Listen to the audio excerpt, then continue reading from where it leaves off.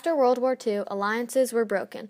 The U.S. and USSR were no longer allies but enemies, each trying to spread their own form of government, democracy and communism. The U.S. was strongly opposed to communism and worked to make sure it stayed contained in the USSR only. Now that World War II is over, America, we have to stop the spread of communism. No! I want to spread communism! Communism is not the way to go. Communism is the way to go. All people are equal. People aren't free. Yes, we are free. Communism and democracy cannot exist in the world together. Almost all the countries to the east of the Iron Curtain were involved in the Warsaw Pact. Communism, communism, communism, communism, communism, communism. Come here, communism, communism. Woo, communism. Hey, they're not getting any of me. Yeah, you are. And the main superpowers to the west of the curtain were a part of NATO. International peace! Huzzah! In 1947, Truman gave $17 billion to the European countries who were destroyed during World War II. This became known as the Marshall Plan. The USSR suspected this plan was an effort to buy the European countries as allies. You can have all these countries for $17 billion. What? Rude! The Iron Curtain was an imaginary line that separated the democratic countries in the West from the communist countries in the East.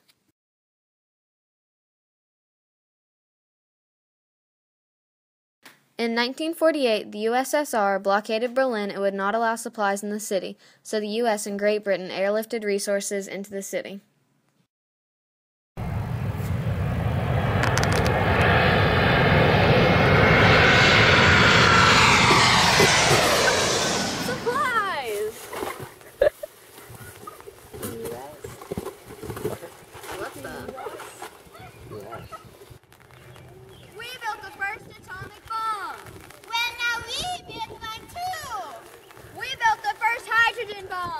Actually, we have one as well. The U.S. lead in the nuclear arms race ended in 1949 when the USSR built their own atomic bomb.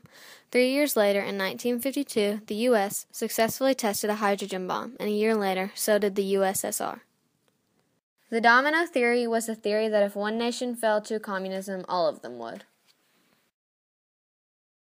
The Red Scare was when the U.S. went on witch hunts for communists living among them. She's communist! She's communist! No, you're going on trial! We caught you red-handed! You have communism written all over you! What? The U.S. CIA sent spies to communist countries to try and weaken their government, especially Cuba because they were located so close and were rumored to have USSR missiles on site.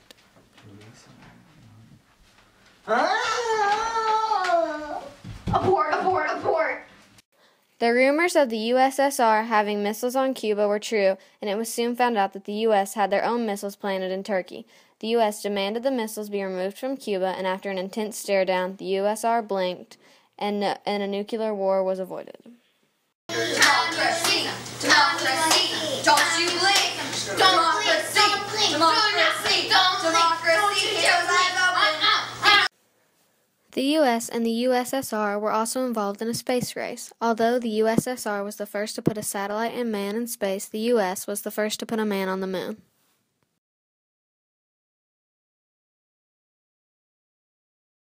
It's one small step for man, one giant leap for mankind.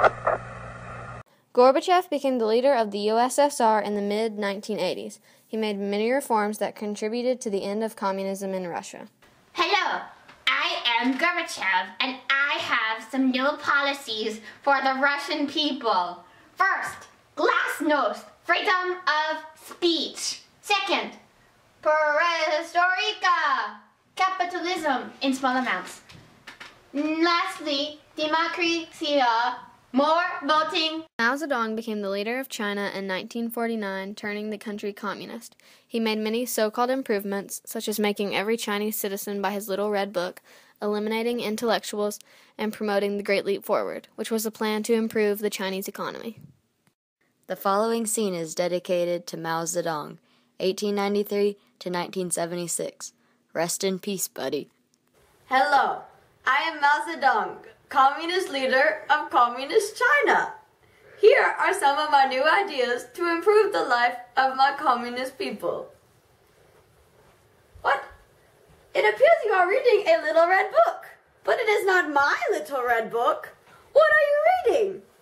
Asking for trouble. You are asking for trouble?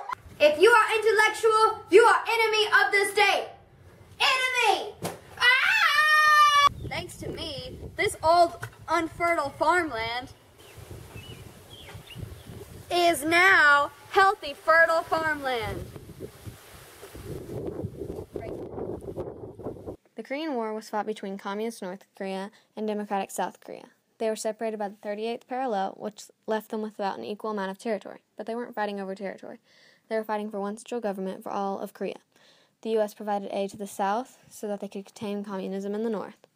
With the help of the U.S., South Korea was able to fend off North Korea, and in the end, they were left with the same boundary and the same amount of territory. So basically, the war was pointless. Wow, this war didn't really do anything. I know, we just kind of killed so many people and gained nothing. Yeah. I guess you could say the war was pointless. The Vietnam War was fought between Communist North Vietnam and Democratic South Vietnam. And again, the U.S. aided the South to try to contain communism in Vietnam. New strategies, such as using pesticides, were used to fight the war. In the end, South Vietnam and the U.S. could not defeat the North, and they withdrew from that war. 2 years later, the North and the South were united as one communist Vietnam. All right, co-pilot Richie, we are ready. Operation Orange is a go, releasing pesticides in 3, 2, 1. All right, let's go. All right, let's go, South Vietnam. USA got your back. No, you don't.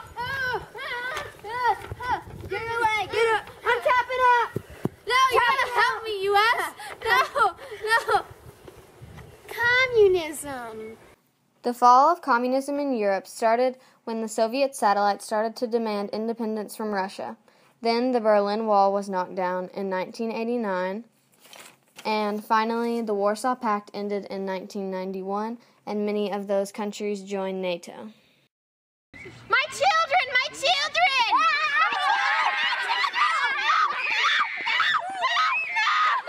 The partitioning in Palestine was when Europe needed a homeland for Jews, so they decided on Palestine, or in the olden times, Israel.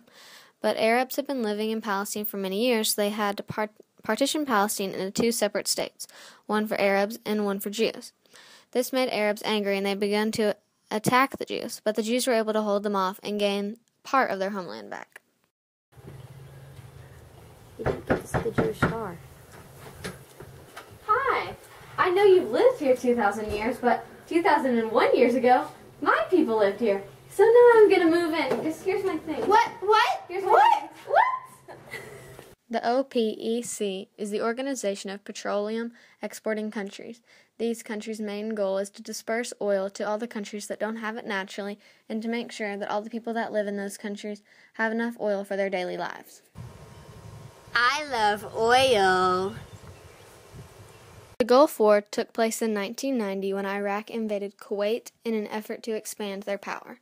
The U.S. rushed in to provide aid to Kuwait and help them to defeat Iraq and end the war.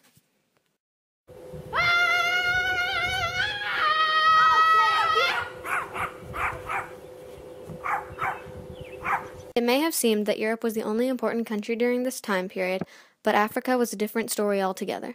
Down in South Africa, Europe still controlled part of the region, and they had a harsh policy of segregation. The black South Africans in that region had to suffer a horrible dehumanizing lifestyle that made them inferior to the whites. Don't touch him! Your skin's darker than mine, you little nasty. Go away. In the arms of the angel fly. Good morning, and thank you for tuning in to your local news station, VNS News. I'm Bailey. And I'm Sasha. Today we have some very important news for you. This morning, just after 1 a.m., our Navy SEALs went in and killed Osama bin Laden in his home in Pakistan. After almost 10 years since the horrifying 9/11 attacks, he was finally brought to justice. Since these attacks, our war on terror has dramatically changed. We have increased our airport security, and we are also at wars with countries in the Middle East. Terrorism is when a group attacks another certain group to create fear in the public. Unfortunately, in times like these, we always need to be on the lookout for the next attack. Now, back to you, Greg.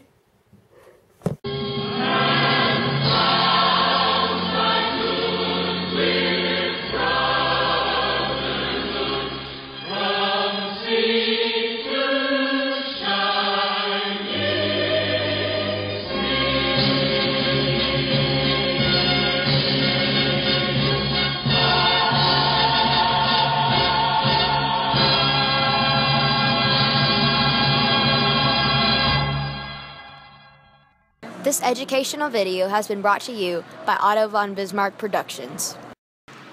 Blood.